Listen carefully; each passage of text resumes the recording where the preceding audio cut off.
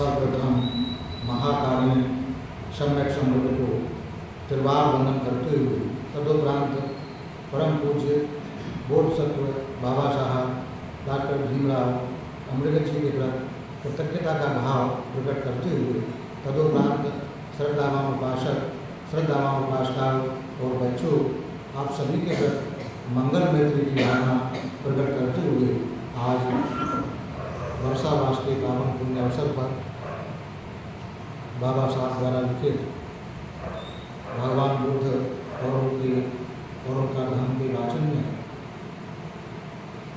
22वें दिन चौथे खंड का दूसरा भाग उसका वाचन हो रहा है। कल बाबा साहब ने भगवान बुद्ध के कर्म फल के सिद्धांत को और पुनर्जन्म के सिद्धांत के बारे में अपने मत व्यक्त किए थे कि वह कैसे दूसरे धर्मों से भिन्न है। आज बाबा साहब भगवान बुद्ध की अहिंसा के सिद्धांत के बारे में, उस दर्शन के बारे में अपने कलम से लिखते हैं कि अहिंसा के नाना अर्थ और व्यवहार। अहिंसा अथवा जीव हिंसा न करना भगवान बुद्ध की शिक्षा का एक महत्वपूर्ण अंग है। इसका करुणा तथा मैत्री से अत्यंत निकट का संबंध है। तो भी प्रश्न है कि अपने व्यवहार में भगवान बुद्ध की अहिंसा सापेक्ष थी या निरपेक्ष थी? क्या ये शील मात्र थी अथवा एक नियम था? जो लोग भगवान बुद्ध के उपदेशों को मानते हैं उन्हें अहिंसा को एक निरपेक्ष बंधन के रूप में स्वीकार करने में कठिनाई होती है। उनका कहना है कि ऐसी अहिंसा से बुराई के लिए भलाई का बलिदान हो जाता है अथवा दुर्गुण के लिए सद्गुण का बलिदान हो जाता है। इस प्रश्न को स्पष्ट करने की जरूरत है तो अहिंसा का प्रश्न सर्वाधिक गड़बड़ी पैदा करने वाला प्रश्न है। बौद्ध देशों के लोगों ने अहिंसा को किस रूप में समझा और किस प्रकार व्यवहार किया, यह एक महत्वपूर्ण प्रश्न है जिसका विचार करना ही होगा। सेंगर के भिक्षु स्वयं लड़े और उन्होंने लोगों को विदेशी आक्रमण कार्यों के विरुद्ध लड़ने के लिए कहा। दूसरी ओर बर्मा के भिक्षुओं ने भी विदेशी आक्रमणकारियों से लड़ने से इनकार किया और लोगों को भी न लड़ने के लिए कहा। बर्मा के लोग अंडा खा लेते, मछली खा लेते हैं। अहिंसा इसी प्रकार समझी जाती है और व्यवहार में आती है। कुछ समय पूर्व जर्मन बौद्ध समिति ने एक प्रस्ताव पास किया कि वे 5 शीलों में जीव हिंसा से व्रत रहने के प्रथम शील को छोड़कर शेष 4 शीलों को स्वीकार करेंगे। अहिंसा को सिद्धांत को लेकर ऐसी स्थिति है। अहिंसा का अर्थ बाबा साहब अहिंसा का अपने शब्दों में लिखते हैं। अहिंसा का क्या मतलब है? भगवान बुद्ध ने कहीं भी अहिंसा की परिभाषा नहीं की। ठीक बात तो यह है कि उन्होंने बहुत ही कम अवसरों पर निश्चित शब्दावली में इस विषय की चर्चा की है। इसलिए यह आवश्यक है कि परिस्थिति जन्य साक्षी से ही भगवान बुद्ध क्या चाहते थे इसका पता लगाया जाए। पहली परिस्थिति जन्य साक्षी यह है कि भिक्षा में मिले, जो भगवान बुद्ध को कुछ भी मिले भिक्षा में मांस ग्रहण करने में उन्हें कोई आपत्ति नहीं थी। अगर उन्हें भिक्षा में मांस मिलता था तो उसे स्वीकार करते थे और खाते थे। यदि भिक्षु किसी प्रकार से भी किसी जानवर की हत्या से संबंधित नहीं है तो वह भी भिक्षा में प्राप्त मांस ग्रहण कर सकता है, खा सकता है। भगवान बुद्ध ने देवदत्त के प्रस्ताव को अस्वीकार कर दिया, जो चाहता था कि भिक्षा में दिए जाने पर भी भिक्षु मांसाहार का सेवन न करे। इस विषय में यह भी एक साक्षी का अंश है कि वह यज्ञों में पशु हिंसा के विरोधी थे। यह उन्होंने स्वयं कहा है। अहिंसा परमो धर्म, यह एक दूसरे सिरे पर पहुँचा हुआ सिद्धांत है। यह एक जैन सिद्धांत है। यह बौद्ध सिद्धांत नहीं है। एक और साक्षी है जो परिस्थितिजन्य साक्षी की अपेक्षा सीधी साक्षी है और एक प्रकार से अहिंसा की परिभाषा ही है। उन्होंने कहा कि सबसे मैत्री करो ताकि तुम्हें किसी प्राणी को मारने की आवश्यकता न पड़े। यह अहिंसा के सिद्धांत के कहने का स्वीकारात्मक ढंग है। इससे ऐसा लगता है कि अहिंसा बौद्ध सिद्धांत का यह नहीं कहता कि मारो नहीं, बल्कि कहता है सभी प्राणियों से मैत्री रखो। उक्त कथनों के प्रकाश में यह समझ सकना कठिन नहीं है कि अहिंसा से भगवान बुद्ध का क्या अर्थ था। यह एकदम स्पष्ट है कि भगवान बुद्ध जीव हिंसा करने की चेतना और जीव हिंसा करने की आवश्यकता में अंतर करना चाहते थे। जहाँ जीव हत्या करने की आवश्यकता थी वहाँ उन्होंने जीव हत्या करने को मना नहीं किया। उन्होंने वैसी जीव हत्या को मना किया जहाँ केवल जीव हत्या की चेतना है। इस तरह समझ लेने पर अहिंसा के बौद्ध सिद्धांत में कहीं कुछ गड़बड़ी नहीं है। यह एक शोले आने पक्का स्थिर नैतिक सिद्धांत है जिसका हर किसी को आदर करना चाहिए। इसमें कोई संदेह नहीं है कि उन्होंने इस बात का निर्णय व्यक्ति पर ही छोड़ दिया कि जीव हत्या की आवश्यकता है अथवा नहीं। व्यक्ति की अतिरिक्त और किस पर यह निर्णय छोड़ा भी जा सकता है। आदमी के पास प्रज्ञा है और उसे इसका उपयोग करना चाहिए।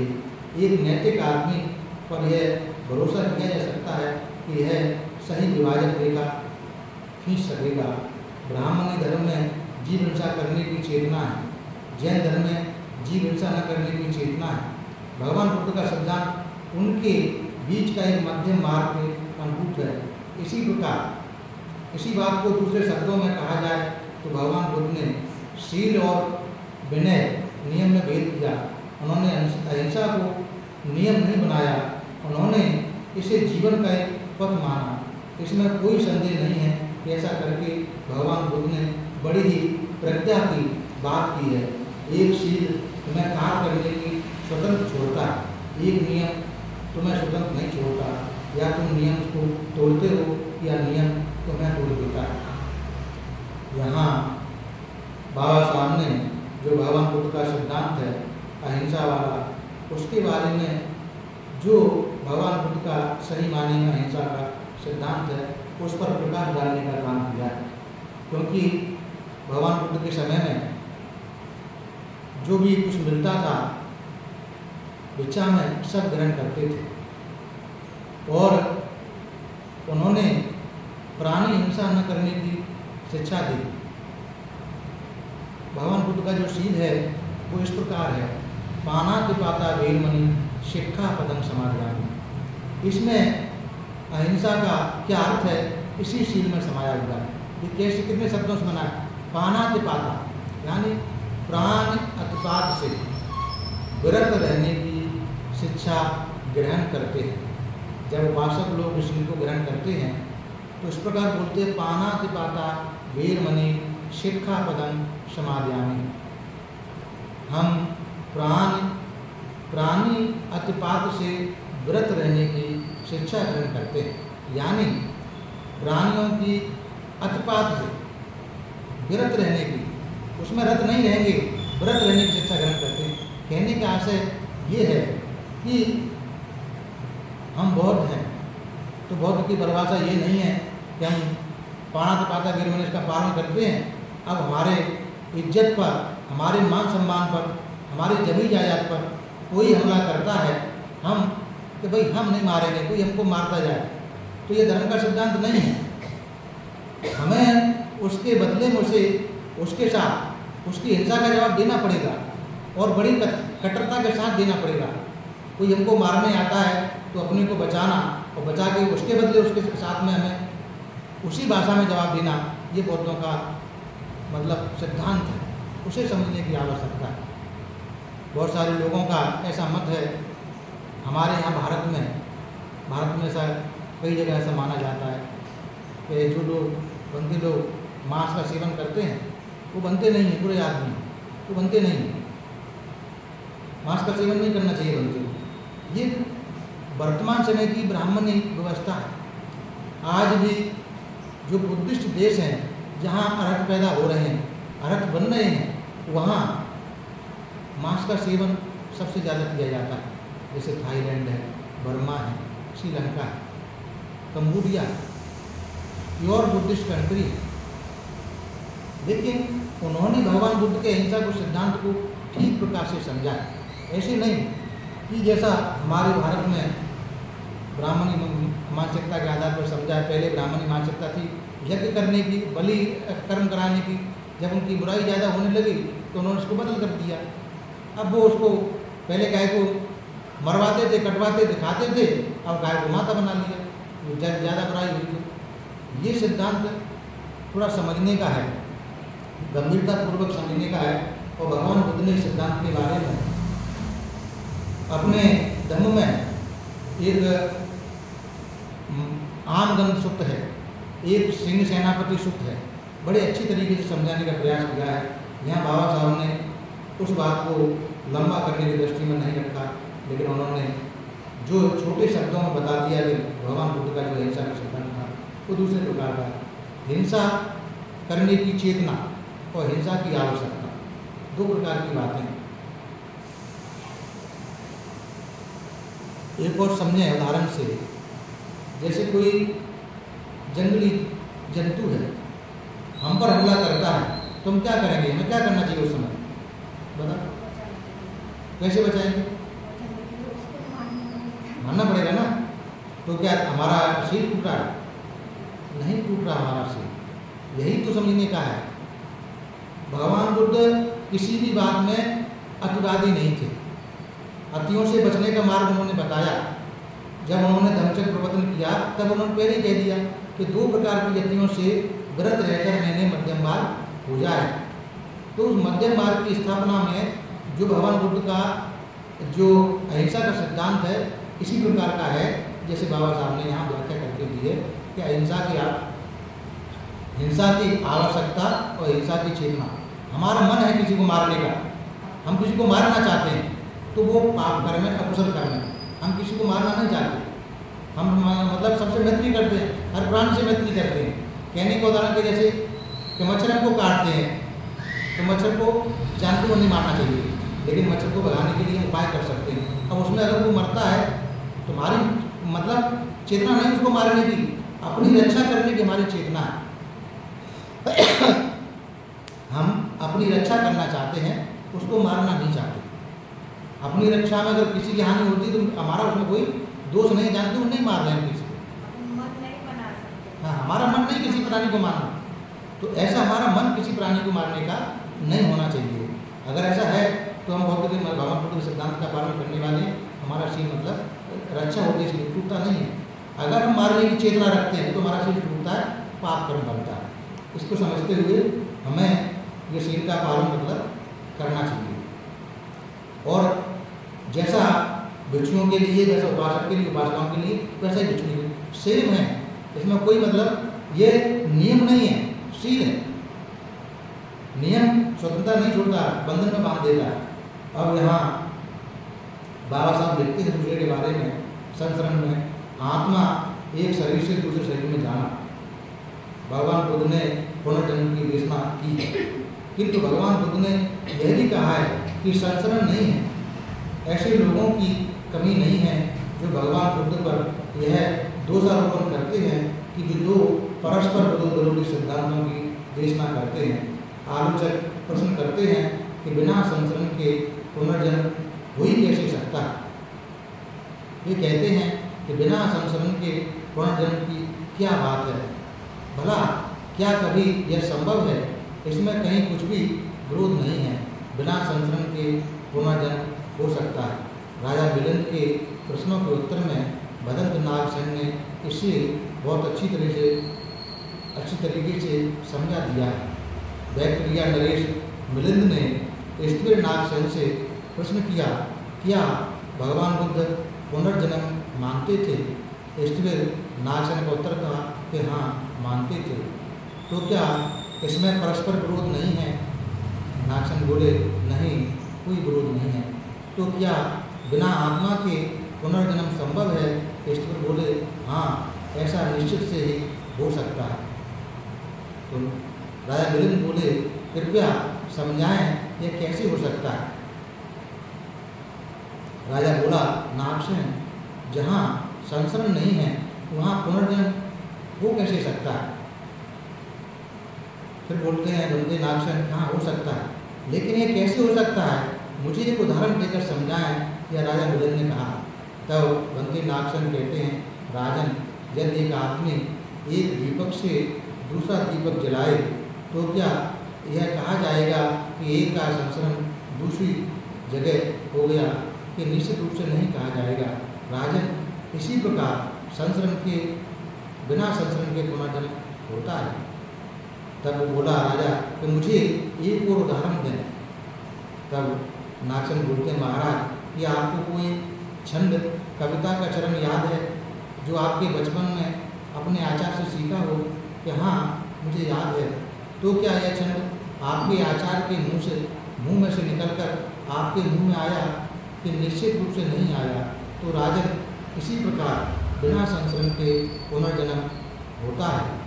तो नागसेन बोले, तब राजा मिलिंद बोला कि हाँ, बहुत अच्छा, मैं समझ गया। तो राजा बोला, नागसेन, यह आत्मा जैसी कोई चीज़ है अथवा दृष्टि से सोचा जाए तो वहाँ जब आत्मा जैसी कोई चीज़ नहीं है। नागसेन कहते हैं कि अगर सत्य की दृष्टि से देखा जाए तो आत्मा जैसी कोई वस्तु नहीं है। तो इस बात का राजा जो मिलिंद है समर्थन करता है। अब यहाँ बाबा साहब लिखते हैं, गलतफहमी के कारण क्या है, ये सारी गड़बड़ी कैसे फैली है, इसके कारण क्या है? तो भगवान बुद्ध ने जो उपदेश दिए वे श्रोताओं द्वारा सुने जाते थे, जो कि अधिकांश में भिक्षु थे। किसी भी विषय में भगवान बुद्ध का क्या कहना था उसे जन साधारण तक पहुँचाने वाले भिक्षु नहीं थे। लेखन कला अभी विकसित नहीं हुई थी। जो कुछ सुनते थे वह भिक्षुओं को कंठस्थ कर लेना होता था, याद कर लेना होता था।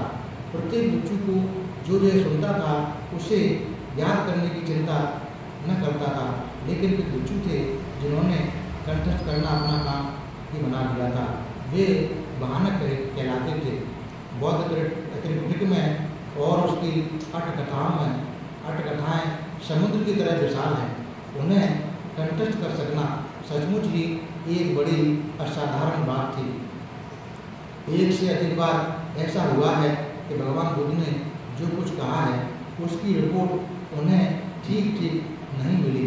भगवान बुद्ध के जीवन काल में कोई उनके वचनों को गलत रिपोर्ट की बात उन तक पहुंची थी। उदाहरण के तौर पर ऐसे 5 अवसरों का उल्लेख किया जा सकता है। एक उल्लेख है अलग पद्म सूत्र, दूसरा है महाकम्य विभंग सूत्र, तीसरा है कर्ण कट्ठल सूत्र, चौथा है महातन्ना संकय सूत्र और 5वां है जीवक सूत्र। शायद इस तरह के और भी अनेक अवसर आए होंगे जब तथागत के वचनों को ठीक रिपोर्ट न हुई हो। क्योंकि हम देखते हैं कि भिक्षु भी भगवान बुद्ध के पास गए और प्रश्न किया कि ऐसी परिस्थिति में उन्हें क्या करना चाहिए। कर्म और पुनर्जन्म के बारे में जब गलत रिपोर्ट हुई उनके अनेक अवसर हैं। इन सिद्धांतों को ब्राह्मणी धर्म में भी स्थान प्राप्त है। इसलिए वाहनकों के लिए अपेक्षाकृत सुगम था कि वह बौद्ध धर्म में ब्राह्मणी धर्म की खिचड़ी पका दें। इसलिए त्रिपिटक में जो कुछ भी बुद्ध वचन करके माना गया है उसे बुद्ध वचन करके स्वीकार करने में हमें बड़ी सावधानी की आवश्यकता है। लेकिन इसकी एक कसौटी विद्यमान है। भगवान बुद्ध के बारे में एक बात बड़े ही विश्वास के साथ कही जा सकती है कि वे कुछ भी नहीं थे यदि उनका कथन बुद्धि संगत तर्क संगत नहीं होता था। दूसरी बातों का यथायोग्य मूल्यांकन करते हुए यह बात कही जा सकती है जो बात बुद्धि संगत, जो बात तर्क संगत, जो बात न्याय संगत, जो बात अनुभव पर खरी न उतरे वह बुद्ध वचन नहीं है। अगर ये सब बातों पर उतरती है तो बुद्ध वचन है।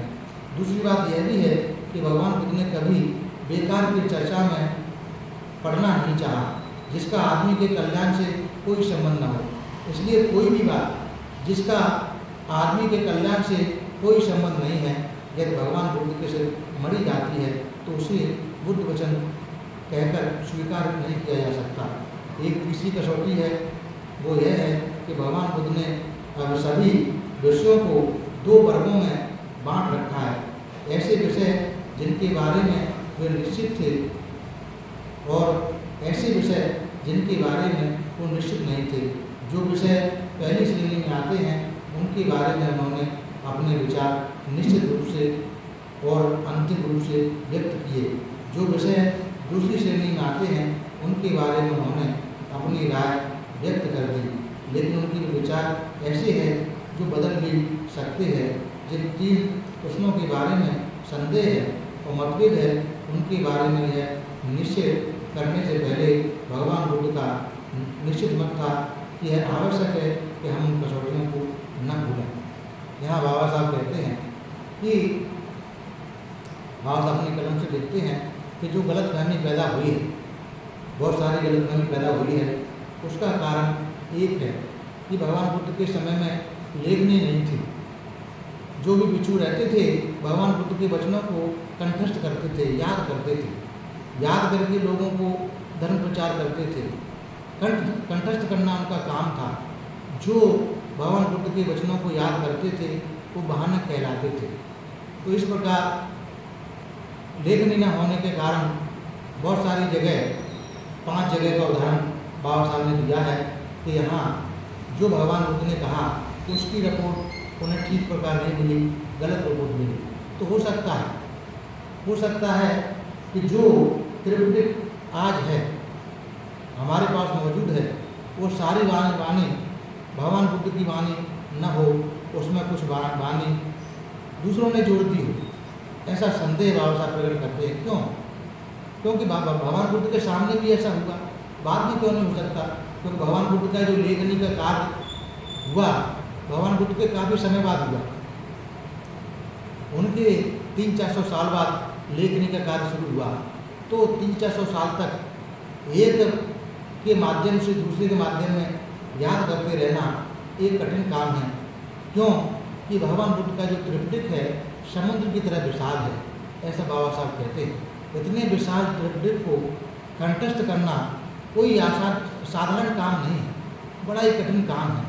तो गड़बड़ी होने की संभावनाएं बनती हैं। लेकिन बाबा साहब ने यह भी कहा कि अगर गड़बड़ी जो कर्म कर्म के सिद्धांत को लेकर है वो गड़बड़ी हो सकता है कि बाद के कुछ लोगों ने उसमें जोड़ दिया हो। और वो कहती है कि भगवान बुद्ध ने एक कसौटी भी अपने धर्म में दी है कि जो बातें हमारी बुद्धि की कसौटी पर, तर्क की कसौटी पर, न्याय की कसौटी पर खरी नहीं उतरती हैं, जो बातें हमारे अनुभव की कसौटी पर खरी नहीं उतरती हैं, जिन बातों से मानव कल्याण का कोई संबंध नहीं है, ऐसी बातों में हमें संदेह करने की आवश्यकता है, उन्हें बड़ा परख के मानने की आवश्यकता है।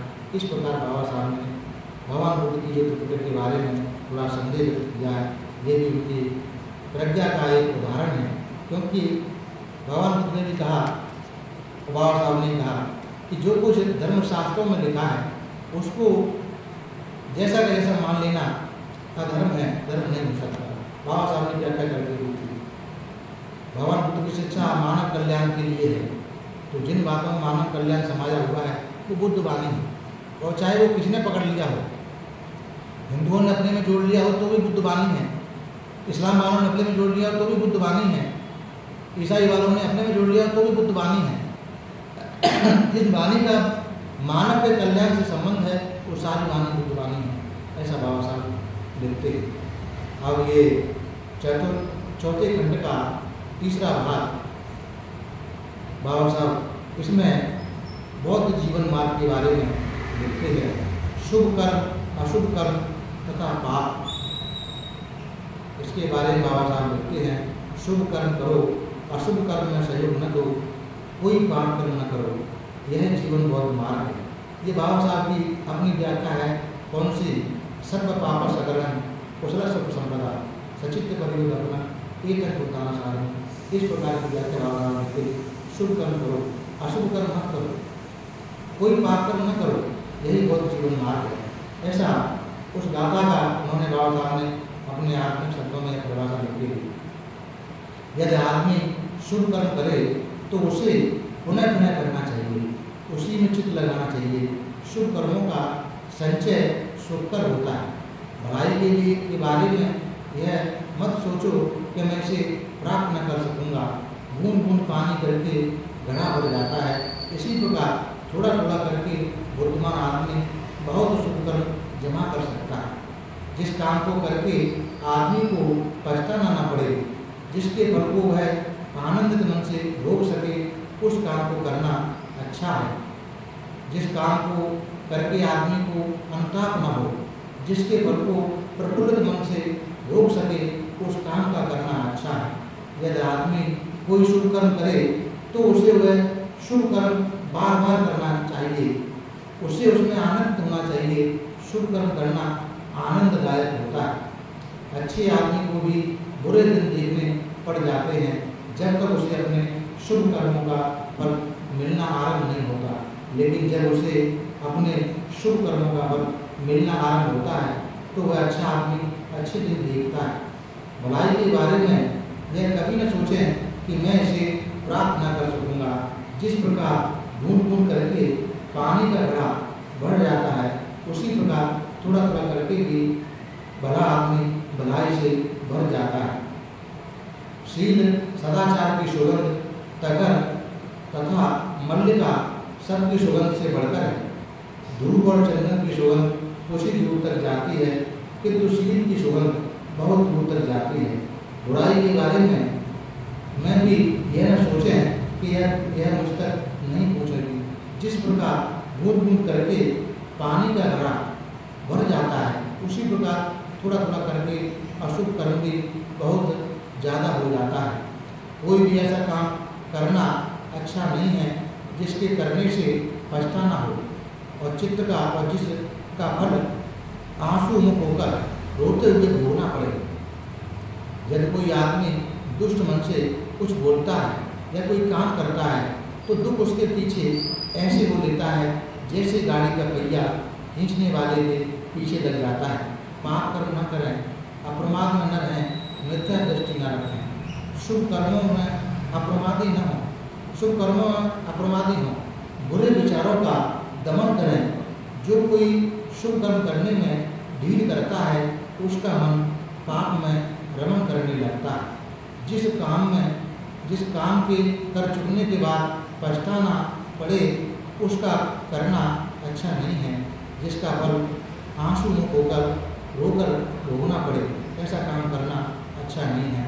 पापी भी सुख भोगता रहता है जब तक उसका पाप कर्म पकता नहीं है, लेकिन जब उसका पाप कर्म पकता है तब वह दुख भोगता है। कोई आदमी बुराई को छोटा ना समझे और अपने दिल में यह न सोचे कि वह मुझ तक नहीं पहुंच सकेगी। पानी की बूंदों के गिरने से भी एक एक पानी का बूंद घड़ा भर जाता है। इसी प्रकार थोड़ा थोड़ा पाप कर्म करने से भी मूर्ख आदमी पाप से भर जाता है। आदमी को शुभ कर्म करने में जल्दी जल्दी करना चाहिए और मन को बुराई से दूर रखना चाहिए। आदमी शुभ कर्म में ढील करता है तो उसका मन पाप में रमण करने लगता है। यदि एक आदमी पाप करे तो उसे बार बार न करे, वह पाप में आनंद न माने। पाप इकट्ठा होकर दुख देता है। कुशल कर्म करे, अकुशल कर्म न करे। कुशल कर्म करने वाला इस लोक में सुखपूर्वक सुखता है। कामुकता से दुख पैदा होता है, कामुकता से भय पैदा होता है। कामुकता से एकदम मुक्त है, उसे न दुख है और न भय है। भूख सबसे बड़ा रोग है, संस्कार सबसे बड़ा दुख है। जो इस यथार्थ बात को जान लेता है उसके लिए निर्वाण सबसे बड़ा सुख है। स्वयं कृत, स्वयं उत्पन्न तथा स्वयं पोषित पाप कर्म करने वाले को ऐसे ही पीस डालता है, पाप कम करने वाले को ऐसे ही पीस डालता है जैसे वज्र मूलवान मणि को भी पीस देता है। जो आदमी अत्यंत दुशील होता है वह अपने आप को उस स्थिति में पहुंचा देता है जहां उसका शत्रु उसे चाहता है।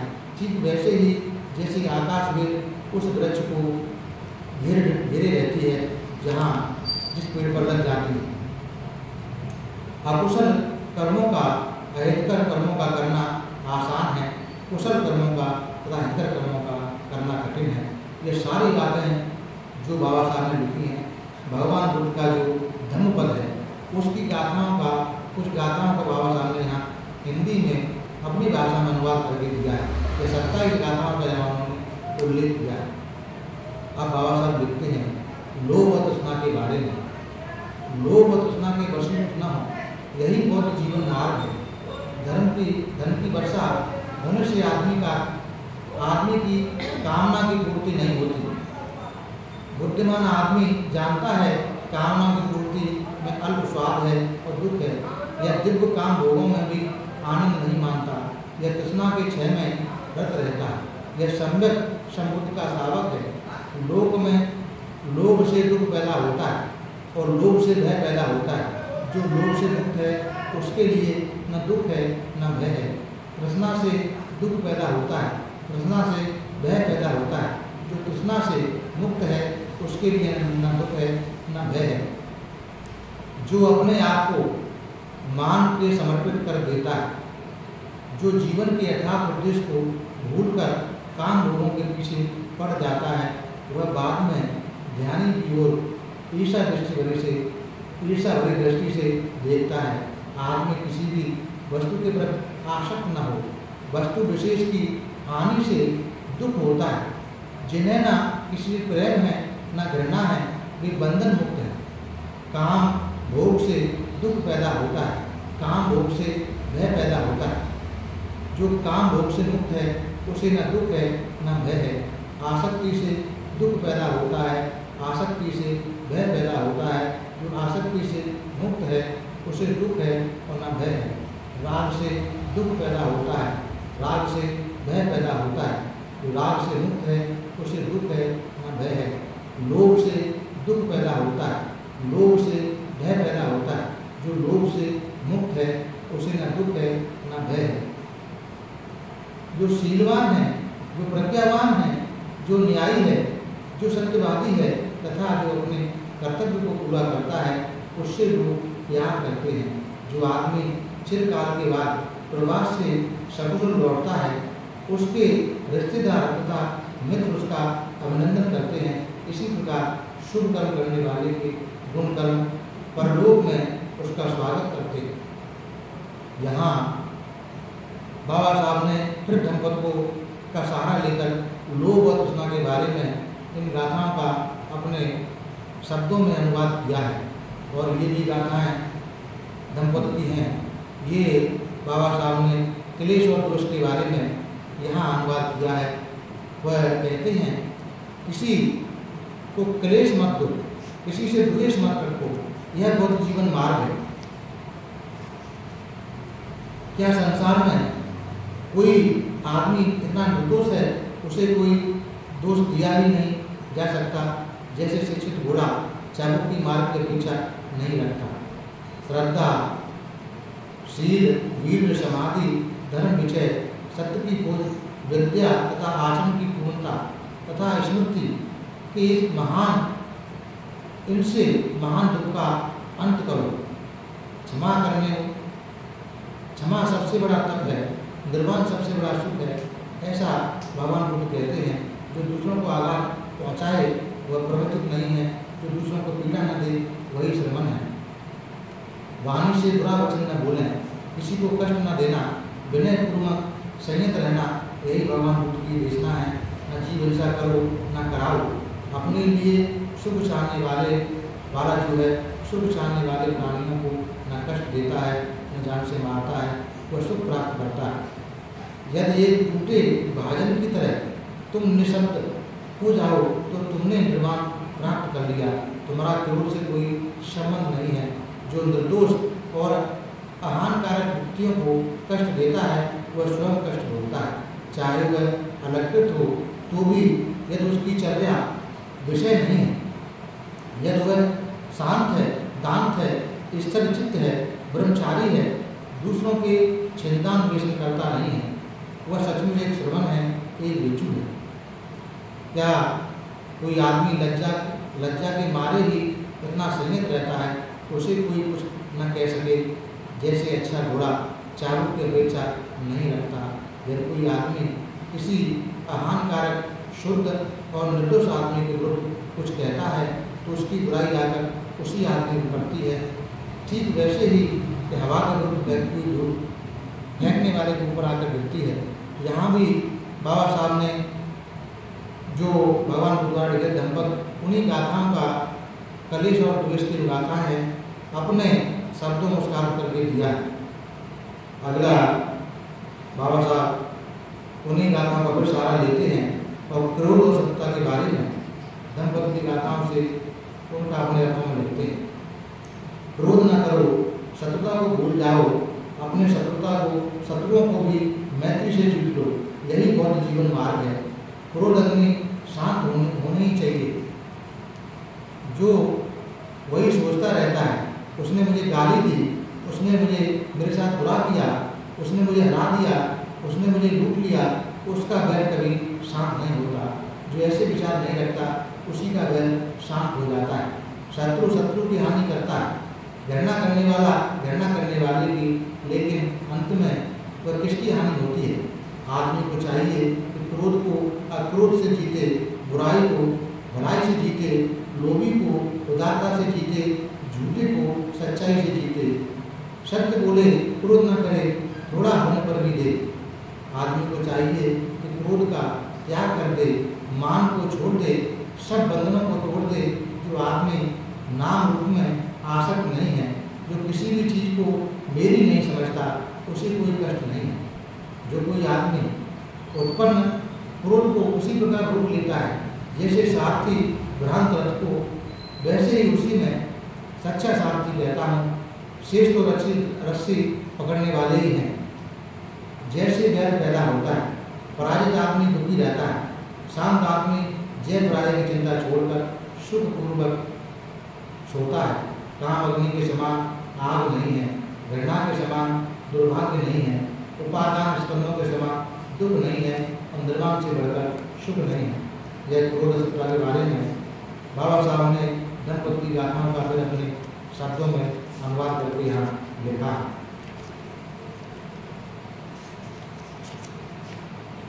मान, मन और मन के मेल। यहाँ फिर बाबा साहब उसी दंपत का सहारा लेकर यहाँ उसके अर्थ लिखते हैं अपने शब्दों में। आदमी वही कुछ होता है जो कुछ उसका मन उसको बना देता है। सही मार्ग पर आगे बढ़ने के लिए मन की साधना पहला कदम है। बौद्ध जीवन मार्ग में यह मुख्य शिक्षा है। हर बात में मन ही पूर्वगामी है, मन ही मुख्य है। यदि कोई आदमी दुष्ट मन से कुछ बोलता है या करता है तो दुख पीछे उसके ऐसे हो लेता है जैसे गाड़ी के पहिए गाड़ी खींचने वाले लोग के पीछे लग जाते हैं।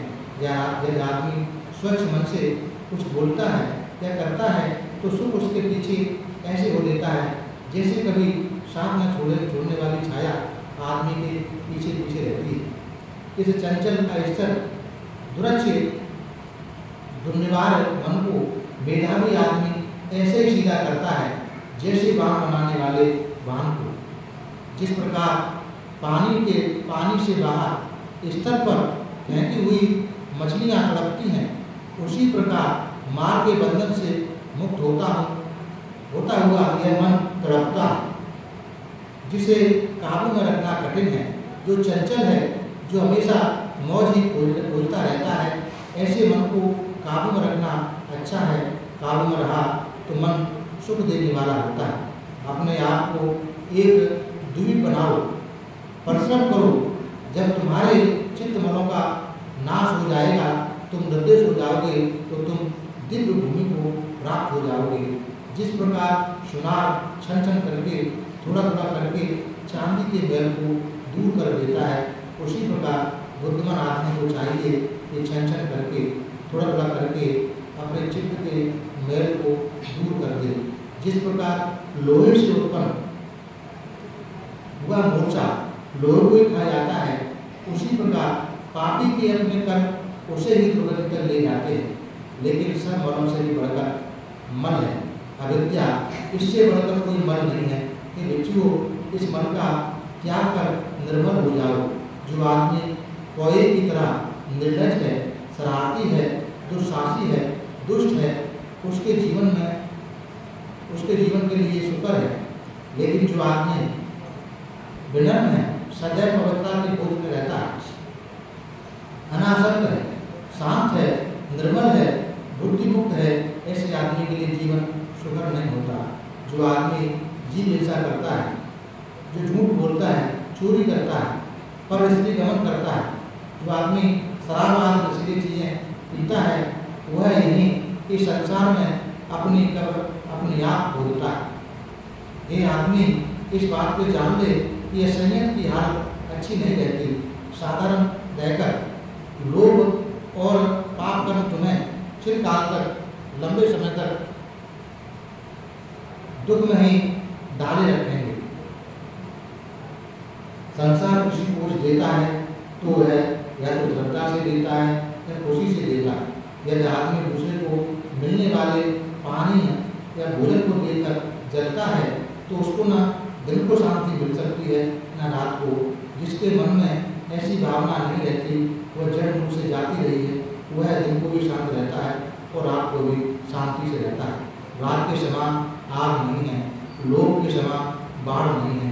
दूसरों के दोष आसानी से दिखाई देते हैं, अपने बड़ी कठिनाई से दूर दिखते हैं। आदमी दूसरों के दोषों को उसकी तरह उड़ाता है, किंतु अपने दोषों को वैसे ही छुपाता है जैसे दुष्ट ज्वारी अपनी बोटी को छुपाता है। जो आदमी दूसरों के दोष को देखता रहता है और अपने सदा हिला रहता है, उसके आशा बढ़ते ही रहते हैं। तो चित्तमूलों के क्षय को दूर नहीं कर पाता। सभी पापों से बचें, कुशल कर्म करो, अपने विचारों को परिशुद्ध रखो, यही भगवान बुद्ध की शिक्षा है। फिर वही बाबा साहब ने अपनी भाषा में कुछ शब्दों में इसको कह दिया कि सभी पापों को न करना, कुशल कर्मों का संपादन करना, अपने विचारों को शुद्ध रखना, यही भगवान बुद्ध की शिक्षा है। यानी फिर वही गाथा को कुछ शब्दों में कह दिया। तो आज बाबा साहब ने इसमें अभी भाषण होगा तो भगवान बुद्ध का दंपत्ति का सारा उन्होंने बहुत किया। ये सारी दंपत्ति गाथाओं का अपने शब्दों में अनुवाद किया कि धर्म क्या है। उसके बाद में ये उन्होंने जो बाद में दिया है कहाँ से दिया है, उसके तीसरे भाग में वही है सारा, तो बाद में बुद्ध वचन है। तो आज आप लोगों ने सुबह में ध्यान किया, शील ग्रहण किया, पूजा वंदना ली, शाम को भी शील ग्रहण किया, पूजा वंदना ली, धर्म श्रवण किया। ये सभी पुण्य के बढ़ाने वाले हैं। जो भी पुण्य हम लोगों ने संचय किए हैं, ये सारे पुण्य हम सबसे पहले सभी देवताओं को अनुमोदन करते हैं। इस पुण्य के बल से सभी देवताओं का श्रद्धा, शील, स्तुति, त्याग प्रज्ञा आगे बढ़ जाए। सभी देवता हम सबको धार्मिक सुरक्षा प्रदान करें। सभी देवताओं को उत्तम चार्य साक्षात्कार करने का पुण्य मिल जाए। उसके बाद ये सारे पुण्य हम लोग अपने आचार उपाध्याय और वरिष्ठ बनते लोगों को अनुमोदन करते।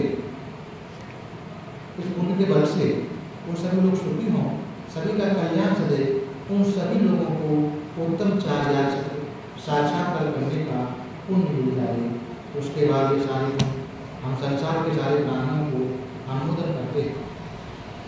संसार के सारे प्राणी सुखी हों, सबका कल्याण सदे, सबका भला हो, सभी लोगों को सदधर्म का मार्ग मिले, सभी लोग अपने कर्म के प्रभाव से मुक्त होकर निर्वाण गति को प्राप्त हों, ऐसी कामना करते हैं। उसके बाद ये सारे पुण्य यहाँ आए हुए सभी लोगों को अनुमोदन करते हैं। इस पुण्य के बल से वो सभी लोग सुखी हों, उनके सारे प्रकार की आपत्ति विपत्ति, सारे प्रकार की दुर्बाधा दूर हो, उन सभी लोगों को उत्तम चार्य साक्षात्कार करने का पुण्य मिल जाए। उसके बाद ये सारे पुण्य हम लोग श्रद्धावान उपासक उपासिकाओं को अनुमोदन करते हैं, जो हम लोगों को भोजन, चीवर, कुटिया, दवा तथा परिष्कार से सेवा करते हैं। इस किए हुए पुण्य के बल से उनके सारे प्रकार की आपत्ति विपत्ति, सारे प्रकार की विघ्न बाधा दूर हो, उनके व्यापार धंधे आगे बढ़े, धन संपत्ति की वृद्धि हो। तीर्थन के अनुभव से किए हुए पुण्य के बल से उन सभी लोगों को उत्तम चार्य साक्षात्कार करने का पुण्य मिल जाए। सबका भला हो, सबका मंगल हो, सबका कल्याण हो। भवतु सब मंगलम, भवतु सब मंगलम, भवतु सब मंगलम।